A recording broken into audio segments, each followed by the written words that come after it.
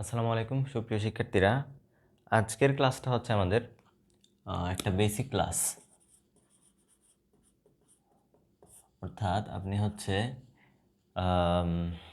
স্থির তড়িৎ বা হচ্ছে কুলম্বের সূত্র বা চার্জ আধান এই সংক্রান্ত তড়িৎ রিলেটেড যা কিছু পড়াশোনা করেন না কেন আপনার প্রাথমিক আইডিয়া লাগবে যেটার, সেটা হচ্ছে চার্জের বাংলা হচ্ছে আধান। তো আমরা একটু বোঝার চেষ্টা করি যে চার্জ জিনিসটাকে আমি একদম মূল থেকে বোঝাচ্ছি। এগুলো যদিও আপনারা আগে ছোট ক্লাসে পড়ে আসছেন, আমি সেগুলো এবার মনে করাই দিচ্ছি। চার্জ বা আধান জিনিসটা কি। এখন একটা কথা একটু মনে রাখেন, চার্জ বা আধান হচ্ছে কণার মানে সাব অ্যাটমিক পার্টিকেল যেগুলো হচ্ছে অ্যাটমের ভিতরে থাকে। নাম কি? সাব অ্যাটমিক সাব অ্যাটমিক মানে হচ্ছে অ্যাটমের ভিতরে যেসব পার্টিকেল থাকে তাদের সাব অ্যাটমিক পার্টিকেল অথবা ফান্ডামেন্টাল পার্টিকেল, দুনিয়াতে ক্ষুদ্র ক্ষুদ্র যেসব পার্টিকেল থাকে, কণা থাকে, তাদের একটা ইন্ট্রিনজিক বৈশিষ্ট্য। সাব অ্যাটমিক পার্টিকেলের একটা কী বৈশিষ্ট্য? Intrinsic property. শব্দটা ইংলিশেই বললাম কারণ এটার বাংলা না করাই ভালো। ইন্ট্রিনজিক প্রপার্টি এটা অনেক সময় ভাইবা টাইবা জিজ্ঞেস করতে পারে। এই শব্দটা আমরা ফিজিক্সের বিভিন্ন জায়গায় পাবো, সো এটা সম্পর্কে জানা দরকার আছে। ইন্ট্রিনজিক মানে কি বোঝায়? ইন্ট্রিনজিক মানে বোঝায় হচ্ছে জন্মগত বা সৃষ্টিগত। অর্থাৎ এমন মনে করেন যে আমার কিছু বৈশিষ্ট্য হচ্ছে আমার বাবা মা থেকে আসছে, হ্যাঁ, আর কিছু বৈশিষ্ট্য হচ্ছে আমি পাইছি কই থেকে? আমার অভ্যাস থেকে, আমার আশেপাশের বন্ধু বান্ধব থেকে। তাহলে আমার কাছে আমার মধ্যে টোটাল দুই প্রকারের বৈশিষ্ট্য আছে। এক নম্বর হচ্ছে আমি বাবা মা থেকে জন্মসূত্রে যেগুলো পাই আসছি, সেসব বৈশিষ্ট্যকে বলবো ইন্ট্রিনজিক বৈশিষ্ট্য, যাতে আমার কোনো হাত নাই, আমি এভাবেই সৃষ্টি হয়েছি। তাকে কি বলবো আমরা? ইন্ট্রিনজিক বৈশিষ্ট্য। আর আরেকটা হচ্ছে যেগুলো আমি অর্জন করলাম তাদেরকে বলা যায় এক্সট্রিনজিক বৈশিষ্ট্য। তো চার্জ হচ্ছে কোনো একটা অ্যাটমের এখন মানে কোনো একটা পার্টিকেলের চার্জ আছে আর কোনোটা নাই। এখন আপনি যদি জিজ্ঞেস করেন যে কেন আছে কেন নাই, এই জিনিসগুলাই মানে আমরা এখানে কোশ্চেন করতে পারি না আর কি। এটা ইন্ট্রিনজিক, জন্ম থেকেই তাকে চার্জ দেওয়া হয়েছে আর ওইটাকে চার্জ দেওয়া হয় নাই। ঠিক আছে, এখানে এই ডিবেট শেষ।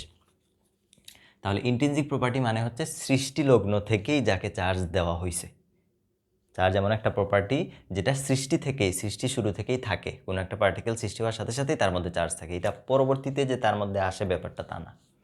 আচ্ছা, এখন এটা নিয়ে আরও বেশি আমরা কথা বলতে চাই তাহলে আমি বিপদে পড়ে যাব, কারণ হচ্ছে এটা পার্টিকেল ফিজিক্সের ভিতরে চলে যাচ্ছে এবং এই জিনিসগুলো খুবই জটিল।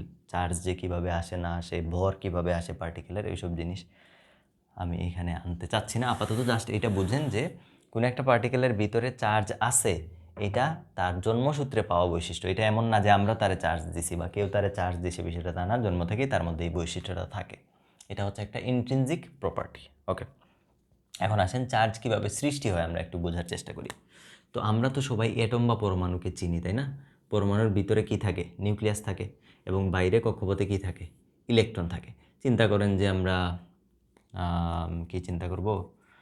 আমরা চিন্তা করি হচ্ছে যে আমাদের সোডিয়াম পরমাণু হচ্ছে সোডিয়াম পরমাণু Na, সোডিয়াম পরমাণু। সোডিয়ামকে লেখা হয় কিভাবে?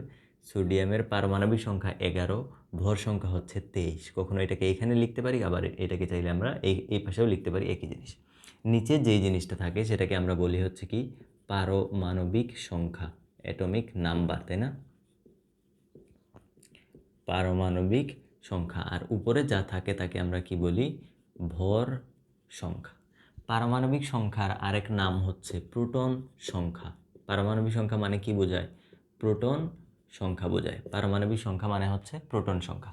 আর ভর সংখ্যার মধ্যে থাকে প্রোটন প্লাস নিউট্রন সংখ্যা। ভর সংখ্যার মধ্যে কি থাকে?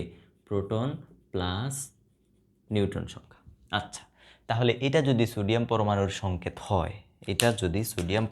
সংকেত হয়, তাহলে বলেন সোডিয়াম পরমাণুতে প্রোটন কয়টা আছে? এই যে নিচে যেটা সেটাই কি? প্রোটন সংখ্যা। তাহলে নাম্বার অফ প্রোটন কতটা আছে সোডিয়াম পরমাণুতে? প্রোটন আছে কয়টা? 11টা। প্রোটন কয়টা আছে? 11টা প্রোটন আছে। ওকে, এখন তাহলে খেয়াল করেন প্রোটন আছে কতটা? 11টা। এবং আমরা জানি কোনো একটা পরমাণুতে যতটা প্রোটন থাকে ততটা ইলেকট্রন থাকে। তো প্রোটন যদি 11টা থাকে তাহলে ইলেকট্রন কয়টা আছে? ইলেকট্রনও আছে কয়টা? 11টা। খুবই ভালো কথা। প্রোটন আছে 11টা, ইলেকট্রনও আছে 11টা। নিউট্রন কতটা আছে? নিউট্রন কিভাবে পাবো? এদিকে একটু তাকান তো। উপরের যে সংখ্যা সেটা প্রোটন প্লাস নিউট্রন দুইটার যোগফল। উপরে যে সংখ্যাটা আছে সেটা হচ্ছে প্রোটন প্লাস নিউট্রন দুইটার সমষ্টি। তাহলে প্রোটন প্লাস নিউট্রন থেকে যদি আমরা প্রোটন সংখ্যা বিয়োগ করে দিই তাহলে শুধু কি থাকবে? নিউট্রন সংখ্যা থাকবে। দেখেন এই যে এইভাবে চিন্তা করুন, প্রোটন প্লাস নিউট্রন থেকে প্রোটন সংখ্যা আমরা বিয়োগ করে দিচ্ছি, এটা থেকে এটা মাইনাস করে দিচ্ছি, তাহলে শুধু কি থাকবে? প্রোটন প্রোটন ক্যান্সেল হয়ে যাবে, শুধু নিউট্রন সংখ্যা থাকবে। তাহলে নিউট্রন সংখ্যা কীভাবে পাওয়া যায়? উপরেরটা থেকে নিচেরটা বিয়োগ করলে। তাহলে 23 থেকে 11 বিয়োগ করেন, কত পাওয়া যাবে? 12। তাহলে নিউটন সংখ্যা কতটা আছে? 12টা। এখন আমরা হচ্ছে এগুলো ছোটোবেলা থেকে জানি যে ইলেকট্রনের চার্জ হচ্ছে নেগেটিভ। ইলেকট্রনের চার্জ কি?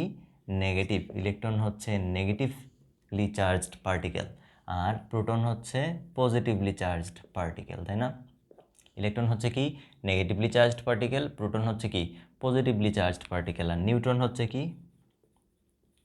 নিউট্রাল। নিউট্রনটা হচ্ছে নিউট্রাল, মানে কি? এর নিজস্ব কোনো চার্জ নাই। নিউট্রনের নেট চার্জ নাই, সে চার্জ নিরপেক্ষ। এখন বিষয়টা আমি একটু ক্লিয়ার করে রাখি, তাহলে নিউক্লিয়ার ফিজিক্স আপনারা যখন পড়বেন তখন আর একটু ক্লিয়ার হবে বিষয়গুলো। নিউট্রনের চার্জ নাই, অর্থাৎ একটা নিউট্রনকে যদি আমি ধরে হাতে তারে ধরে নিয়ে তার এক্সপেরিমেন্ট করি তাহলে আমি তার কোনো চার্জ পাবো না। চার্জ পাচ্ছি না এই কথার মানে এই না যে তার ভিতরে কোনো চার্জ নাই, বরং এটা হইতে পারে যে তার ভিতরে এমনভাবে চার্জ সজ্জিত আছে যাতে নেট চার্জ 0 হচ্ছে। মানে কোনো তার ভিতরে, সে তো আরও অনেক কিছু দিয়ে তৈরি, তাই না? নিউট্রনের ভিতরে যদি দেখি তাহলে সে আরও অনেক কিছু দিয়ে তৈরি, গ্লুয়ন দিয়ে তৈরি, আরও হবে যাবে। তাহলে ওইগুলার চার্জ এমনভাবে ডিস্ট্রিবিউটেড, মনে করেন +2 আছে। এই যে দেখেন, এটা হচ্ছে একটা নিউট্রন, এটা খুবই একটা ফান্ডামেন্টাল কথা বলতেছি। এটা হচ্ছে একটা নিউট্রন। তো এই নিউটন মনে করেন যে দুইটা পার্টিকেল দিয়ে তৈরি বা দুইটা অংশে বিভক্ত। এটার একটা অংশের চার্জ হচ্ছে মনে করেন +2, আর একটা অংশের চার্জ হচ্ছে -2। তো নেট চার্জ কত পাওয়া গেল? 0 পাওয়া গেল। তার মানে নিউটনের চার্জ 0, বাট নিউটনের ভিতরে যেসব পার্টিকেল আছে তাদের চার্জ থাকতে পারে। ক্লিয়ার? ওকে, আপাতত আমাদের এত মাথা ব্যথার দরকার নাই, নিউটনের কোনো চার্জ নাই। আচ্ছা, যেহেতু আমরা চার্জ নিয়ে আলাপ আলোচনা করতেছি তাহলে আমরা দেখতেছি যে এখানে নিউটনের কোনো অবদান নাই, কারণ নিউটনের কোনো চার্জই নাই। এখন আসেন আমরা এটাকে একটু ড্রয়িংয়ের মধ্যে আঁকাই। দেখেন এটা এটা এটা সেন্টারটা কি? সেন্টারটা হচ্ছে আমাদের, এই যে সেন্টারটা, এটা হচ্ছে আমাদের নিউক্লিয়াস। পুরোটা, এই পুরোটা কি? আমাদের নিউক্লিয়াস। এটা হচ্ছে প্রথম কক্ষপথ। এটা কি? প্রথম কক্ষপথ। তো প্রথম কক্ষপথে ইলেকট্রন কয়টা আছে সোডিয়ামের? টোটাল ইলেকট্রন আছে 11টা। প্রথম কক্ষপথে আছে 2টা ইলেকট্রন। এই যে দেখেন, প্রথম কক্ষপথে দিলাম 2টা ইলেকট্রন। দ্বিতীয় কক্ষপথে কয়টা ইলেকট্রন থাকতে পারে? 8টা ইলেকট্রন থাকতে পারে। এই যে দেখেন, 2, 4, 6, 8টা ইলেকট্রন হয়ে যায়। তাহলে দ্বিতীয় কক্ষপথে 8টা, প্রথম কক্ষপথে 2টা, টোটাল হইল 10টা। তৃতীয় কক্ষপথে আছে আরও একটা। তাহলে টোটাল ইলেকট্রন কয়টা হইল? 11টা। টোটাল ইলেকট্রন কয়টা? 11টা। প্রোটন কয়টা আছে? 11টা। তাহলে 11 প্রোটন। নিউট্রন কয়টা আছে? 12টা। 12 নিউট্রন। এখন আমরা দেখি এই পরমাণুর টোটাল চার্জ কত হয়। এই পরমাণুটার টোটাল চার্জ কত হয় খেয়াল করেন। প্রোটন আছে কতটা? 11টা। প্রোটনের চার্জ কীরকম হয়? পজিটিভ। আমি ধরে নিচ্ছি, আলোচনার সুবিধার্থে আমি ধরে নিচ্ছি যে প্রোটনের চার্জ, একটা প্রোটনের চার্জ হচ্ছে +1। ধরে নিচ্ছি আলোচনার জন্য একটা প্রোটনের চার্জ কত? +1। একটা ইলেকট্রনের চার্জও সমপরিমাণ, শুধু চিহ্ন উল্টা। এটা 1, এটাও কত? 1, শুধু চিহ্ন উল্টা। তাহলে প্রোটনের চার্জ হচ্ছে +1, ইলেকট্রনের চার্জ হচ্ছে কত? -1। এখন বলেন, আমাদের এই যে সোডিয়াম পরমাণু, এখানে প্রোটন আছে কতটা? 11টা। একটা প্রোটনের চার্জ যদি +1 হয় তাহলে 11টা প্রোটনের চার্জ কত হবে? +11 কুলম্ব। ঠিক আছে? আচ্ছা, এখানে ইলেকট্রন আছে কয়টা? 11টা। একটা ইলেকট্রনের চার্জ যদি -1 হয় তাহলে 11টা ইলেকট্রনের চার্জ কত হবে? -11 কুলম্ব। আচ্ছা, একটা নিউট্রনের চার্জ হচ্ছে 0, তাহলে 12টা নিউট্রনের চার্জ কত হবে? 12 × 0 0। তাই নেট চার্জ কত পাওয়া যাচ্ছে দেখেন তো? Net charge +11 coulomb, -11 coulomb, answer হচ্ছে 0 কুলম্ব। তার মানে এই পরমাণুটা কি দেখতে পাচ্ছি আমরা? চার্জ নিরপেক্ষ, অর্থাৎ পরমাণুর নিজস্ব কোনো চার্জ নেই। এই পরমাণুতে কোনো চার্জ নাই, নেট কোনো চার্জ নাই। ঠিক আছে কিনা? আচ্ছা, ভালো কথা। তাহলে এখান থেকে আমরা ক্লিয়ার হইলাম যে পরমাণু হচ্ছে কি? চার্জ নিরপেক্ষ। পরমাণু কি? চার্জ বা আধান নিরপেক্ষ। চার্জ নিরপেক্ষ। ওকে, ভালো কথা। এখন আমরা একটা দুষ্টামি করব। দুষ্টামি হলো, এই যে বাইরের কক্ষপথে যে একটা ইলেকট্রন আছে, তারে হচ্ছে আমরা ধাক্কা দিয়ে বের করে দিব। বাইরের কক্ষপথে যে ইলেকট্রন আছে তাকে হচ্ছে আমরা ধাক্কা দিয়ে বের করে দিয়েছি, আর কোনো চেঞ্জ করি নাই পরমাণুতে, শুধু বাইরের কক্ষপথ থেকে কী করছি, ইলেকট্রনটাকে সরাই দিছি। ইলেকট্রনটা যদি সরাই দেই, এখন আপনি বলেন তো প্রোটন সংখ্যা কতটা আছে? প্রোটন সংখ্যা কি আমি চেঞ্জ করছি? প্রোটন কি আমি চেঞ্জ করছি? প্রোটন তো আমি চেঞ্জ করি নাই, প্রোটন আগের মতো 11টাই প্রোটন আছে। তাহলে প্রোটন আছে কতটা? 11টা। ইলেকট্রন এখন কয়টা আছে বলেন? আগে ছিল 11টা, একটা ইলেকট্রনকে ধাক্কা দিয়ে বের করে দিছি, তাহলে ছিল 11টা, একটা কমে গেছে, এখন কয়টা আছে? 10টা ইলেকট্রন আছে। ঠিক আছে কিনা? ইলেকট্রন কয়টা আছে এখন? 10টা ইলেকট্রন আছে। আচ্ছা, আর নিউটন কি আমি চেঞ্জ করছি? নিউটনকে চেঞ্জ করি নাই, তাহলে নিউটন আগের মতোই আছে 12টা। এখন বলেন 11টা প্রোটনের চার্জ কত হবে? আগের মতো +11। 10টা ইলেকট্রনের চার্জ কত? -10। 12টা নিউটনের চার্জ কত? 0। নেট চার্জ কত পাওয়া যাচ্ছে? এখন খেয়াল করেন, +11 -10 কাটাকাটি করলে কত থাকে? +1 কুলম্ব। এখন যখন এই ইলেকট্রনটাকে এখান থেকে আমরা ধাক্কা দিয়ে সরাই দিছি, এখন এই নেট পুরা পরমাণুটা +1 কুলম্ব চার্জে চার্জিত হয়ে গেছে। তাহলে কি ব্যবস্থা গ্রহণ করার কারণে পরমাণুটা প্লাস চার্জ পাইল? কি ব্যবস্থা গ্রহণ করছিলাম আমরা? ইলেকট্রন সরাই দিছিলাম। তাহলে আমরা একটা নোট লিখি, ইলেকট্রন অপসারণ করলে, সরাই দিছিলাম না, অপসারণ করছিলাম, ফলে পরমাণুটা কীরকম চার্জ পাইছিল? Plus negative charge. তাহলে ইলেকট্রন অপসারণ করলে পজিটিভ চার্জ সৃষ্টি হয় বা উদ্ভূত হয়। যদি আমরা ইলেকট্রনকে অপসারণ করি কোনো পরমাণু থেকে, তাহলে কি হয়? পজিটিভ চার্জ সৃষ্টি হয়। মনে আছে ছোটোবেলা আমরা 9-10 যে এইগুলো পড়তাম না? সোডিয়াম থেকে একটা ইলেকট্রন বের হয়ে গেলে সোডিয়াম কি হইতো? প্লাস হইতো, তাই না? সোডিয়াম থেকে একটা ইলেকট্রন যখন বের হয়ে যেত তখন সোডিয়াম প্লাস হইতো। কেন প্লাস হইতো? এই যে ইলেকট্রন বের হয়ে গেলে প্লাস হচ্ছে। যদি সোডিয়াম থেকে একটা ইলেকট্রন বের না হয়ে 2টা ইলেকট্রন বের হইতো, তখন কি হইতো বলেন? 10-এর জায়গায় হয়তো 9, 10-এর জায়গায় কত হইতো? 9 হইতো। তখন এখানে আসতো -9, উত্তরে আসতো +2, তার মানে তখন চার্জ হইতো +2। তাহলে ইলেকট্রন বের করে দিলে আমাদের ছোটোবেলা প্রশ্ন জাগতো না যে ইলেকট্রন বের করে দিচ্ছে, কমে যাচ্ছে, তাইলে চার্জ তো মাইনাস হওয়ার কথা, কেন প্লাস হচ্ছে? যে কেন প্লাস হচ্ছে বোঝা যাচ্ছে? ইলেকট্রন বের করে দেওয়ার কারণে কেন প্লাস হচ্ছে। ওকে, ক্লিয়ার। তাহলে একটা পরমাণুতে কিভাবে প্লাস চার্জ সৃষ্টি হয় সেটা আমরা বুঝছি। এখন কোনো একটা পদার্থ, এই যে পদার্থ, এটার ভিতরে মিলিয়ন্স পরমাণু আছে। এখন যদি আমি প্রত্যেকটা পরমাণু থেকে একটা করে ইলেকট্রন সরাই নেই, তাহলে কি হবে? এই বস্তুর মধ্যে চার্জ জমা হবে, তাই না? তাহলে আমি যখন বলবো যে কোনো একটা বস্তুতে something amount of plus charge আছে, তখন বুঝতে হবে যে ওই বস্তু থেকে ইলেকট্রন টেনে বের করে নেওয়া হয়েছে। প্লাস চার্জ সৃষ্টি করার উপায় কি? ইলেকট্রন অপসারণ করা, ইলেকট্রন টেনে বের করে নিয়ে যাওয়া। ক্লিয়ার? প্লাস চার্জ সৃষ্টি করার মাধ্যম কি? ইলেকট্রন টেনে বের করে নিয়ে যাওয়া। এখন আসেন আমরা দেখি যে আমরা আরেকটা কাজ করি। সেই কাজটা হচ্ছে, আমরা ইলেকট্রনটাকে সরাবো না, রাদার আমরা আরেকটা ইলেকট্রনকে অন্য কোনো জায়গা থেকে ধরে নিয়ে এসে এখানে বসাই দিব। তার মানে একটা ইলেকট্রন বাইরে থেকে এনে ঢুকিয়ে দেওয়া হচ্ছে এখানে, ইলেকট্রন একটা হায়ার করে আনা হচ্ছে। তাহলে এখন আপনি বলেন, আগে প্রোটন কতটা ছিল? প্রোটন ছিল কতটা? 11টা। ভালো কথা। ইলেকট্রন কতটা ছিল আগে? 11টা। এখন কয়টা হয়েছে? 12টা। নিউট্রন কয়টা? 12টা। ভেরি গুড, তাই না? আগে 11টা ছিল তো, যে ইলেকট্রন শুরুতে কয়টা ছিল? 11টা। এখন এই যে একটা এক্সট্রা ইলেকট্রন আনা হয়েছে, তাহলে টোটাল কয়টা হয়েছে? 12টা হয়ে গেছে। এখন বলেন 11টা প্রোটনের চার্জ কত হবে? +11 কুলম্ব। ইলেকট্রন 12টার চার্জ কত হবে? -12 কুলম্ব। 12টা নিউটনের চার্জ কত হবে? 0। নেট চার্জ কত পাইলাম আমরা? +11 -12 যোগ বিয়োগ করলে -1 কুলম্ব। তাহলে দেখেন তো, বাইরে থেকে যখন ইলেকট্রন প্রবেশ করানো হয়েছে তখন নেট চার্জ কীরকম হয়েছে? Minus charge. তার মানে একটা পরমাণুতে কখন মাইনাস চার্জ সৃষ্টি হবে? যখন বাইরে থেকে একটা ইলেকট্রন প্রবেশ করানো হবে। ঠিক আছে? তাহলে লিখেন, ইলেকট্রন সংযুক্ত করলে, ইলেকট্রন যদি বাইরে থেকে এনে সংযুক্ত করি, তাহলে নেগেটিভ চার্জ সৃষ্টি হয়। আমি কি বোঝাইতে পারলাম কিভাবে পজিটিভ এবং নেগেটিভ চার্জ সৃষ্টি হয় পরমাণুর মধ্যে? আর পরমাণুতে নেগেটিভ চার্জ পজিটিভ চার্জ সৃষ্টি হওয়া মানে কি? পদার্থের মধ্যে পজিটিভ বা নেগেটিভ চার্জ সৃষ্টি হওয়া, কারণ পদার্থ পরমাণু দিয়েই তো তৈরি। ওকে, তাহলে আমি আশা করি বুঝাইতে পারছি আপনাদেরকে যে কীভাবে পজিটিভ এবং নেগেটিভ চার্জ সৃষ্টি হয়। ওকে, এখন আপনি বলেন যে আমি যদি, আমার কাছে একটা পদার্থ আছে, হ্যাঁ, আমার কাছে হচ্ছে একটা পদার্থ আছে, এই যে এটা হচ্ছে আমার কাছে একটা পদার্থ, পদার্থের নাম হচ্ছে এ। আমি এইটাকে নেগেটিভ চার্জে চার্জিত করতে চাই, মাইনাস চার্জে চার্জিত করতে চাই। আমি এটা কি ব্যবস্থা গ্রহণ করলে এখানে মাইনাস চার্জে চার্জিত হবে বলেন তো? অবশ্যই এ বস্তুতে বাইরে থেকে ইলেকট্রন এনে ঢুকাইতে হবে, বাইরে থেকে ইলেকট্রন এখানে সংযুক্ত করতে হবে, তাহলেই এই বস্তুটা মাইনাস চার্জে চার্জিত হবে। আমি যদি এটাকে প্লাস চার্জে চার্জিত করতে চাই তাহলে কি করতে হবে? তাহলে এখান থেকে এ বস্তু থেকে কিছু ইলেকট্রন টেনে বের করে নিয়ে যাইতে হবে, তাহলে এই বস্তুটা প্লাস চার্জে চার্জিত হবে। ক্লিয়ার? বুঝছেন?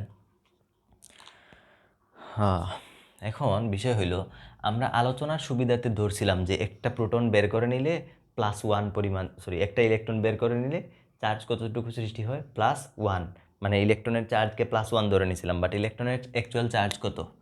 1.6 ইন্টু 10⁻19 কুলম্ব।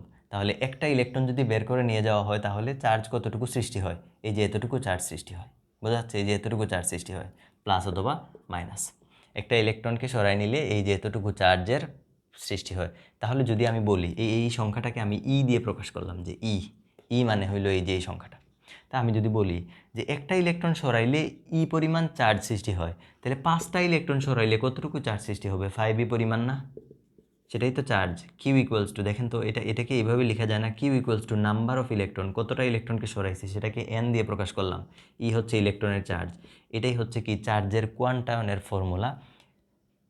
মানে হচ্ছে এটা নিয়ে আমরা পরের লেকচারে আমি আরেকটা ভিডিও আপলোড করে দিব, এটা নিয়ে ডিটেলস ওখানে আলোচনা করা হবে। আমি একটু জাস্ট এখানে হিন্টস দিয়ে রাখলাম যে চার্জের কোয়ান্টায়ন, এই ফর্মুলাটা চার্জের কোয়ান্টায়ন। সিম্পল না?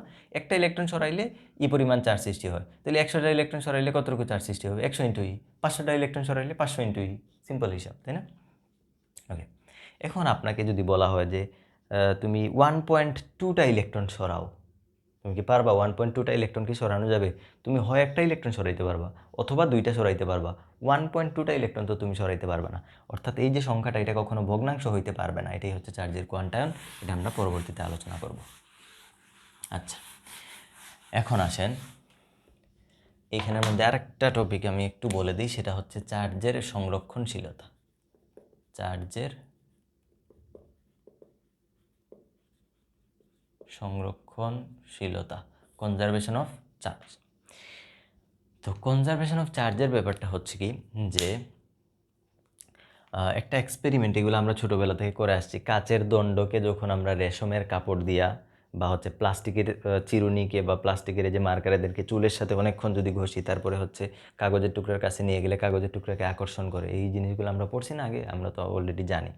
তো যখন একটা কাচের টুকরাকে, এটা হচ্ছে একটা কাচের দণ্ড, এটা হচ্ছে একটা কাচের দণ্ড, এটাকে যখন রেশমের কাপড় দিয়ে ঘষা হয়, রেশমের কাপড় দিয়ে যখন ঘষা হয়, তারপরে দেখা যায় যে এই দণ্ডটা কি করে? ছোট ছোট কাগজের টুকরাকে আকর্ষণ করে। তো আকর্ষণ কেন করে? কারণ তার মধ্যে চার্জ জমা হয়। তাহলে এই বস্তু আগে চার্জ নিরপেক্ষ ছিল, মানে সে আগে মানে রেশমের কাপড় দিয়ে ঘষার আগে হচ্ছে সে কাগজকে আকর্ষণ করতো না, তার মানে তার মধ্যে ওই শক্তিটা ছিল না। যদি আমি কিছু একটা বলি যে ওই শক্তিটা তার মধ্যে ছিল না, বাট যখনই রেশমের কাপড় দিয়ে তাকে ঘষা হইলো, তখন হঠাৎ করে তার ভিতরে এই শক্তিটা চলে আসলো। তার মানে এটা আমি কি বলতে পারি?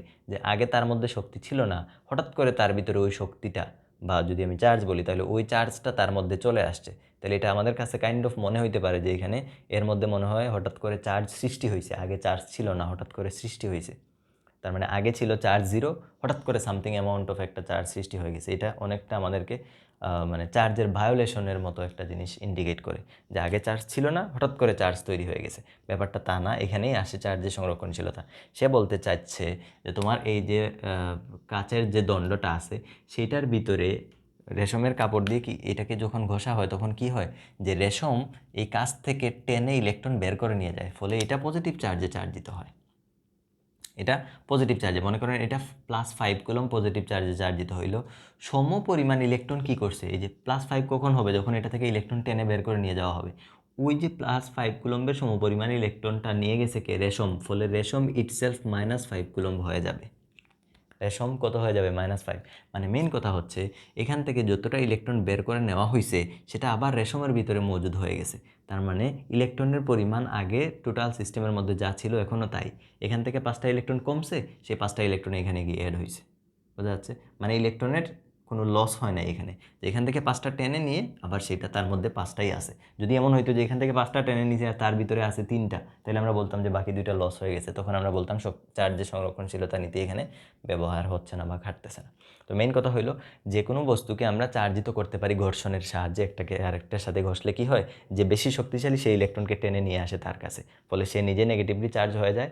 আর যেই বস্তু থেকে টেনে নিয়ে আসলো সেই বস্তুটা যে ইলেকট্রন হারাইলো সে প্লাস চার্জে চার্জিত হয়ে যায়। এখন আমরা চার্জের সংরক্ষণশীলতা নীতি আমাদেরকে বলে যে একজন যতটুকু ইলেকট্রন হারাবে অন্যজন যে টেনে নিচ্ছে সে সমপরিমাণ ইলেকট্রন গ্রহণ করে ফেলবে। অর্থাৎ একজন যে পরিমাণ ইলেকট্রন হারাবে আরেকজন সমপরিমাণ ইলেকট্রন গ্রহণ করে নেবে। এভাবে টোটাল প্রক্রিয়াটা অলওয়েজ কনজার্ভ থাকবে। মহাবিশ্বের মোট চার্জের পরিমাণ নির্দিষ্ট, চার্জের কোনো সৃষ্টি বা ধ্বংস নাই। ঠিক আছে? টোটাল চার্জকে আমরা মানে চার্জকে সৃষ্টি বা ধ্বংস করতে পারি না, চার্জকে কেবল কি করতে পারি, এক বস্তু থেকে অন্য বস্তুতে স্থানান্তর করতে পারি। অর্থাৎ ইলেকট্রন এক বস্তু থেকে আরেকটা বস্তুতে স্থানান্তরিত হবে, ইলেকট্রনের সৃষ্টি বা ধ্বংস নাই। ক্লিয়ার? এটা হচ্ছে চার্জের সংরক্ষণশীলতা। এখন এর পরবর্তী অংশে হচ্ছে আমরা এই কি বলে চার্জের কোয়ান্টাম নিয়ে পড়বো, তারপরে আস্তে আস্তে আমরা কুলম্বের ফর্মুলার মধ্যে যাব, তারপরে হচ্ছে বাকি অঙ্ক টঙ্ক এগুলো আমরা এখান থেকে করতে থাকবো। ঠিক আছে? এখন আমি হচ্ছে এখানে একটু জিনিস ইন্ট্রোডিউস করে দিই, এটা মাঝে মাঝে ছোট ছোট অঙ্ক পরীক্ষায় আসতে পারে। সেটা হচ্ছে এটা মনে করেন যে কোনো একটা বস্তু যার ব্যাসার্ধ হচ্ছে আর, এবং এই বস্তুর পৃষ্ঠের মধ্যে +10 কুলম্ব চার্জ আছে। কত কুলম্ব চার্জ আছে? 10 কুলম্ব চার্জ আছে। অর্থাৎ এই বস্তুতে +10 কুলম্ব চার্জ আছে। এখন আমি যদি বলি যে এই চার্জটা কোথায়, সারফেসে আছে, মানে ওই যে বাইরের অংশে আছে, বাইরের ক্ষেত্রফলের উপরে আছে। এখন এটা গোলক না, গোলকের ক্ষেত্রফল কত হয়? গোলকের ক্ষেত্রফল 4πr²। গোলকের ক্ষেত্রফল কত? 4πr²। আমি যদি বলি যে 4πr² ক্ষেত্রফলে চার্জ আছে +10 না বলে কিউ বলি, +q কুলম্ব, তাহলে একক ক্ষেত্রফলে চার্জ আছে q/4πr² লেখা যায় না? একক ক্ষেত্রফলে যে চার্জ থাকে সেই চার্জকে বলা হয় তলমাত্রিক ঘনত্ব। মানে প্রতি একক ক্ষেত্রফলে কি পরিমাণ চার্জ থাকে সেটাকে বলা হয় কি? চার্জের তলমাত্রিক ঘনত্ব। চার্জের তলমাত্রিক ঘনত্ব, এটার একক কি হবে? উপরে চার্জের একক হচ্ছে কুলম্ব, নিচে হচ্ছে কি 4πr²। এটা হচ্ছে একটা ক্ষেত্রফল, ক্ষেত্রফলের একক হচ্ছে মিটার স্কোয়ার, সেটা নিচে আছে এই কারণে inverse metre square, coulomb per metre square. এটা হচ্ছে কি চার্জের তলমাত্রিক ঘনত্ব। আর দিয়ে কি বোঝায়? এই গোলকের ব্যাসার্ধ। আর দিয়ে বোঝাচ্ছে গোলকের ব্যাসার্ধ। তাহলে যদি আমাকে সিম্পল এরকম বলে যে 10 সেন্টিমিটার ব্যাস বিশিষ্ট গোলকের পৃষ্ঠে চার্জের পরিমাণ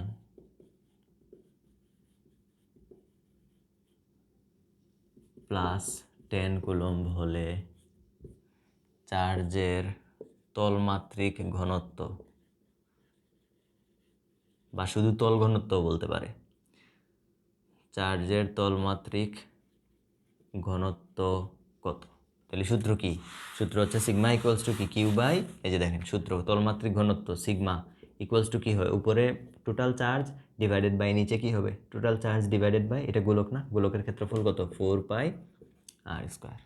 ঠিক আছে? 4πr²। আচ্ছা, তাহলে চার্জ কতটুকু দেওয়া হয়েছিল? কিউ বলছিল যে 10 কুলম্ব চার্জ দেওয়া হয়েছে। আর গোলকের যে 4π ইন্টু আর দিয়ে বোঝায় ব্যাসার্ধ। আমাদের দেওয়া আছে কি 10 সেন্টিমিটার ব্যাস। ব্যাস যদি 10 সেন্টিমিটার হয় তাহলে ব্যাসার্ধ হবে 5 সেন্টিমিটার। সেন্টিমিটার থেকে মিটার নিতে হলে 100 দিয়ে ভাগ করতে হয়। এই যে 100 দিয়ে ভাগ করলাম, স্কোয়ার করব, যত আসবে তত কুলম্ব পার মিটার স্কোয়ার হবে আনসার। ঠিক আছে না? তত কুলম্ব পার মিটার স্কোয়ার হবে আমাদের আনসার। এখন একটা জিনিস চিন্তা করেন তো, সূত্র কি সবসময় এমন থাকবে? ক্ষেত্রফল কি সবসময় এরকম গোলক থাকবে? যদি এমন হয়, এটা যদিও কোনো বইয়ে নাই, আমি আমার মত দিচ্ছি আর কি, যে এটা হচ্ছে একটা ঘনক, এটা হচ্ছে একটা কি ঘনক। ঘনক মানে কি? যার দৈর্ঘ্য প্রস্থ উচ্চতা সব সেম থাকে, এরকম বস্তুকে বলা হয় ঘনক। তাহলে এটা হচ্ছে ঘনক যার প্রত্যেকটা বাহু হচ্ছে এ। প্রত্যেকটা বাহু কত করে? এ করে, দৈর্ঘ্য এ, প্রস্থ এ, উচ্চতাও এ। এখন এই বস্তুতে টোটাল চার্জ আছে সামথিং একটা অ্যামাউন্ট কিউ, সামথিং একটা অ্যামাউন্ট আছে কিউ। এখন যদি আমি বলি যে এই ঘনকের উপরে চার্জগুলা সমানভাবে মানে কি সুষমভাবে বণ্টিত আছে, তাহলে প্রত্যেকটা, আমি বলতে চাচ্ছি প্রতিটি মানে এই কি বলে এই কিউবের ক্ষেত্রে তলমাত্রিক ঘনত্ব কত হবে, এই কিউবের ক্ষেত্রে তলমাত্রিক ঘনত্ব কত হবে। সেই ক্ষেত্রে খেয়াল রাখতে হবে এখানে যে বিষয়টা, সেটা হচ্ছে এই যে এই কর্নারগুলাতে চার্জ কিন্তু সুষমভাবে বণ্টিত হয় না, চার্জ অ্যাকুমুলেট হয়ে যাওয়ার সুযোগ থাকে। বাট আমি এটা ধরে নিচ্ছি যে সব জায়গায় চার্জ সমান আছে। সেই ক্ষেত্রে আমি সিগমা ইকুয়ালস টু কী লিখতে পারবো, total charge Q divided by total ক্ষেত্রফল। টোটাল ক্ষেত্রফল কত হবে বলেন তো? এখানে তল কয়টা আছে দেখেন, উপরে এই একটা তল ছাদ, নিচে হচ্ছে এই যে একটা ভূমি, তাহলে কয়টা হইলো? দুইটা।